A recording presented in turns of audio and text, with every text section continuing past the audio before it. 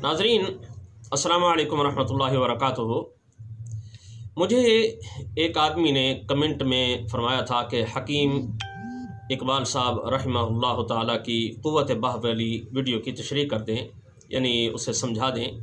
तो मैंने हज़रत हकीम मोहम्मद इकबाल साहब रहमहुल्लाह ताला की वीडियो निकाल कर सुनी तो मुझे उन साहिब का ये सवाल समझ में यह आया है कि शायद वो कानून मुफरद आज़ा की इस्तिलाहात, ये जो आसाबी है, उज़लाती है और ग़ुदी है, शायद इसको नहीं समझ पाए, या फिर वो जो पताल जंतर वाला हिस्सा है उसको नहीं समझ पाए, या प्याज डालने वाली, यानी कोई बात थी कि जो उनको समझ नहीं आई। तो मैंने इस पर मुकम्मल वीडियो बनाने का इरादा कर लिया ताकि मैं ये वीडियो बना लूँ और किसी और साहब को भी अगर बात समझ नहीं आई तो वो भी इसे यहाँ अच्छी तरह समझ ले।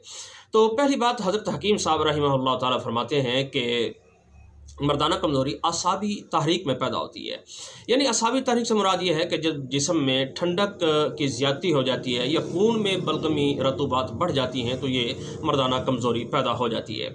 और आमतौर पर आम आदमी को ना ये पता नहीं चलता कि जिस्म में मेरे ठंडक बढ़ गई है या खुश्की ज़्यादा हो गई है या गर्मी की ज़्यादती हो चुकी है। तो अब मैं आपको ज़रा ठंडक की अलामात बता देता हूँ ताकि आप ख़ुद मालूम कर सकें कि मेरे अंदर ठंडक है या नहीं है।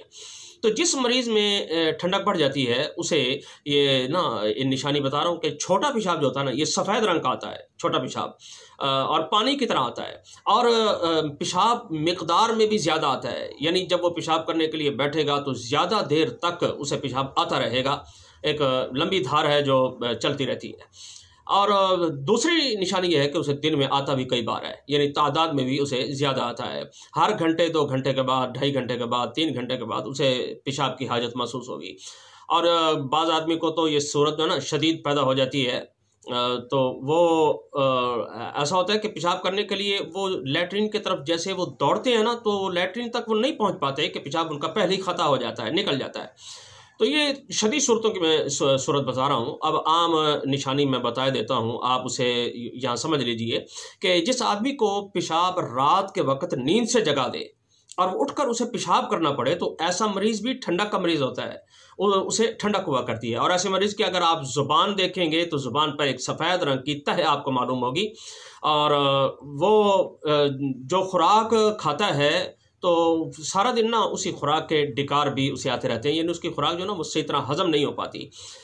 मिसाल के तौर पर ना जब वो ठंडी चीज़ें खाता है तो ठंडी चीज़ें खाने से ख़ुसूसन उसको ये डिकार उन्हीं चीज़ों के आते हैं। मसलन मूली खा ली है, गाजर खा ली है, दूध पी लिया है, या कद्दू, टिंडे, अरबी, भिंडी, केला या खरबूजा, तरबूज, ये चीज़ें खा ली तो ये पहले उसके अंदर ठंडक है, तो ये चीज़ें भी उसने अपने अंदर ठंडी डाल ली हैं, तो ये हज़म फिर सही तरह नहीं होती, फिर डिकार लेगा तो फिर इन्हीं चीज़ों के उसे डिकार आते रहेंगे। और गर्मियों के मौसम में ऐसे आदमी को दूसरे लोगों की निस्बत ना पसीना ज़्यादा आता है। आमतौर पर लोग ये समझते हैं कि शायद ये पसीना ज़्यादा आना ये गर्मी की वजह से होता है, लेकिन ऐसा नहीं होता। ये सर्दी की जब ज़्यादती हो जाती है तो उस वक़्त बदन में पानी ज़्यादा बनता है, क्योंकि पहले पानी की ज़्यादती की वजह से ये सर्दी पैदा होती है, तो वो पसीना भी उसे ज़्यादा आता है। और फिर उसे सुस्ती रहती है, काम काज करने को जी नहीं चाहता, ये जो ठंडक का मरीज़ होता है, और वो कोई काम करता भी है ना तो फिर जल्दी थक जाता है। ऐसे मरीज़ के जो ना ये बाल ये जल्द सफ़ेद होने लग जाते हैं, ऐसे मरीज़ को नींद भी ज़्यादा आती है, और अगर उसे घबराहट पैदा हो जाए दिल के अंदर तो फिर नींद उसकी उड़ जाती है। और ये जो घबराहट होती है ये भी रतूबात का इज्तिमा हो जाता है दिल के ऊपर, जिसकी वजह से उसे घबराहट पैदा हो जाती है, तो उसकी नींद उड़ जाती है। और जिस्म में बुखार की कैफियत रहने लगती है, अगरचे बुखार नहीं होता लेकिन फिर भी जिस्म गर्म रहता है। ऐसे महसूस होता है जैसे बुखार हो, किसी से हाथ मिलाएगा तो पता चलेगा कि यार आपके हाथ तो बहुत गर्म है, बुखार है कहीं, वो ऐसी बातें करेगा। और ऐसा मरीज होता है जब वो हम बिस्तरी के लिए जाता है तो उसके आला तनासुल के अंदर यानी उज़्म तनासुल के अंदर क़ुव्वत पैदा नहीं होती, स्टैमिना पैदा नहीं होता। वो अगर वो क़ुव्वत आ भी जाए यानी तो वो फिर ढीला ढीला होता है, यानी ढीलापन उसके अंदर पैदा होता है। मैं ज़रा अल्फाज को ना थोड़ा क्लोज करके बताना चाहता हूँ, क्योंकि हमारे इस चैनल के अंदर ना औरतें भी मौजूद हैं, तो इसलिए मैं ज़रा वजाहत के साथ नहीं बयान कर सकता। मैं ये निशानियाँ जो बता रहा हूँ इसको आप ज़रा ख़ुद ही समझ लें। तो ये जो ढीलापन होता है ना, ये भी उसके अंदर पैदा होता है और फिर जल्दी फारिग होने वाली बीमारी भी उसकी होती है। और हम बिस्तरी करने के बाद ना उसे फिर अफसोस होता है। एक निशानी ये भी सुन लें, अफसोस होता है कि मैंने हम बिस्तरी की तो क्यों की, नहीं करनी चाहिए थी मुझे, क्योंकि उसे एक तो कामिल लज़्ज़त नहीं आती, फिर दूसरी उसे कमज़ोरी और सुस्ती हो जाती है। और हम बिस्तरी के बाद ना उसके जोड़ों में, ये बाज़ मरीज़ होते हैं उनके जोड़ों में, उनके जिस्म में दर्द होता है, बेचैनी से पैदा हो जाती है, सारा दिन वो सुस्ती के शिकार रहते हैं। और ऐसे मरीज होते हैं ना, उनको जो ख्वाब के अंदर ना एहतलाम भी बहुत ज़्यादा आया करता है, ठंडक की वजह से एहतलाम बहुत ज़्यादा होता है। और आता भी एहतलाम जो है ना बग़ैर ख्वाब के है। अगर ख्वाब आए भी ना तो वो यानी बहुत थोड़ा सा ख्वाब आता है। यानी पहले तो बग़ैर ख्वाब क्या आएगा कि बस उसे सुबह ही पता चलेगा कि कपड़े ख़राब हो चुके हैं। यानी एहतलाम से मुराद ये जो हम कहते हैं ना शैतान आना ख्वाब के अंदर, मैं उसकी बात कर रहा हूँ। तो वो एक तो बग़ैर ख्वाब के आता है, और अगर आए भी तो इंतहाई कम वक्त में, कलील वक्त में उसे जल्दी जल्दी एहतलाम हो जाता है। यानी अभी वो हाथ लगा ही रहा होता है ख्वाब के अंदर तो बस उसे एहतलाम हो जाता है। और ऐसा मरीज जो होता है ना वो चिड़चिड़ापन का शिकार भी होता है। तो मेरे ख्याल में ये जो मैंने ठंडक की अलामात बता दी हैं, ये ठंडक को समझने के लिए ये काफ़ी हैं। तो अब चलते हैं हम हज़रत हकीम साहब रहमहुल्लाह ताला के उस नुस्खे की तरफ, उस इलाज की तरफ जो उन्होंने बताया था। वो फरमाते हैं कि ऐसे मरीज़ जिनके अंदर मर्दाना कमज़ोरी होती है, अगर उनके अंदर उजलाती तहरीक पैदा कर दी जाए या गर्मी वाली तहरीक पैदा कर दी जाए, तो उजलाती तहरीक शायद उनको समझ नहीं आई होगी। तो उजलाती तहरीक से मुराद ये है कि उनके अंदर खुश्की पैदा कर दी जाए। ऐसी चीज़ें, ऐसी दवाएं, ऐसी ग़िज़ाएँ दी जाएं कि जो उजलाती तहरीक पैदा करें, खुश्की पैदा कर दें या यानी गर्मी पैदा कर दें। तो ऐसी चीज़ खाने से उनके अंदर ठंडक जो होती है वो ख़त्म हो जाएगी और मरीज होता है ना तो वो ठीक हो जाएगा। तो इसके लिए हज़रत हकीम इकबाल साहब रहमहुल्लाह ताला, अल्लाह ताला उनके दर्जात बुलंद फरमाए, उन्होंने 3 नुस्खे बताए थे।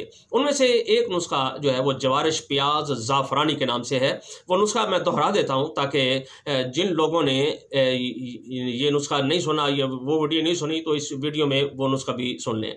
तो वो उसमें एक चीज़ है ज़ाफ़रान, लौंग, अकरकरहा, दारचीनी, जलवतरी और सुंढ। ये सारी चीज़ें पंसार स्टोर से आसानी के साथ मिल जाती हैं। बस इसमें ज़रा ज़ाफ़रान होता है कि जब किसी के पास ना कोई हल्का होता है कोई अच्छा होता है तो आप ज़ाफ़रान ज़रा अच्छा वाला ले लें, उसके पैसे भी ज़रा अच्छे होंगे। तो ये सब चीज़ें ना 10-10 ग्राम ले लेनी है और इसके अंदर ना शक्कर ये 100 ग्राम डालनी है। अब ये इनको ना तमाम चीज़ों को आपने पीस लेना है। पीसने के बाद इसके अंदर शक्कर मिला के फिर आपने दोबारा पीस लेना। अब इसके अंदर ना प्याज का पानी डालना है। शायद ये बात भी मेरे समझ में आ रही है कि उनको समझना कि प्याज का पानी कौन सा होता है। तो प्याज को कूंडी डंडे के अंदर कूट कर उसे नरम कर लिया जाता है। तो फिर उसको कपड़े में डाल के ना पानी उसका निचोड़ लिया जाए। तो यही पानी होता है, यही पानी इस माजून के अंदर डालना है। बस दवा तैयार है। अब इस दवा के अंदर डालेंगे माजून सी बन जाएगी। तो ये तकरीबन पानी जो है ना 30 ग्राम या 40 ग्राम के करीब डलेगा, अंदाज़ा है मेरा। तो वो ये माजून सी बन जाएगी। तो अब ये जो चाय वाला चम्मच है ना, ये चम्मच 1 चम्मच या 2 चम्मच दिन में 3 बार आप ये खा लें। यानी सुबह दोपहर शाम ये खा लिया करें। पानी के साथ खा लें या वैसे खा लें या दूध के साथ। दूध के साथ तो खैर नहीं खाना चाहिए, हाँ पानी के साथ या वैसे भी ये खाई जा सकती है। तो इसे ये नुस्खा बना लिया जाए, इसको खा लेंगे तो इंशाअल्लाह ताला ये मरीज़ जो है ना इसके अंदर ठंडक निकल जाएगी और इसके अंदर खुश्की या गर्मी पैदा हो जाएगी। तो ये मरीज़ ठीक हो जाएगा। अब एक तो मैं बात अपनी तरफ से कहना चाह रहा हूँ कि बाज़ आदमी को प्याज की जो बू होती है ना ये पसंद नहीं होती, वो नहीं खा सकते। तो मैं उनके लिए ये मशवरा दूंगा कि अगर प्याज का पानी ना डालना चाहें तो फिर ऐसा कर लिया करें कि ये नुस्खा जो है ना 1 चम्मच की मिकदार खा लिया करें। उसके बाद ना सालन जब आप रोटी खाएंगे तो उस वक्त ना ये प्याज का जो सलाद बना के ना इसको आप खा लिया करें। उसके ऊपर थोड़ा सा लीमू भी डाल लिया करें। तो प्याज का सालन के साथ ना प्याज का जो सलाद होता है ना इसको लाजमन खाया करें। तो ये कमी इंशाअल्लाह ताला पूरी होती रहेगी। और बाकी अगर इसकी माजून बनाना चाहें तो इसी नुस्खे में आप शहद मिला लें, तो शहद मिला के इसको माजून बनाया जा सकता है।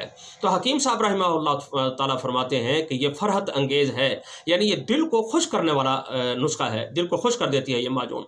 और दूसरी जगह ये फरमाते हैं कि ये मर्दाना क़ुव्वत पैदा करती है, यानी मुबही है। मुबही से मुराद मर्दाना क़ुव्वत बाह पैदा करने वाली। और तीसरी बात जो फरमाई हुआ है कि मुमसिक है, यानी इमसाक पैदा करती है, टाइमिंग को बढ़ाती है, कमज़ोरी, सुस्ती, काहली इसको ये ख़त्म कर देती है और चुस्ती पैदा करके बदन के अंदर क़ुव्वत और ताकत पैदा कर देती है। सुस्त से सुस्त मरीज़ भी उसका जी चाहता है भागने दौड़ने को, यानी जो कहते हैं आराम से पड़ा रहूँ, इस माजून के खाने के बाद इंशाअल्लाह ताला उसका भागने दौड़ने को जी चाहेगा, वो चलता फिरता रहेगा, काम काज में उसका जी लगेगा।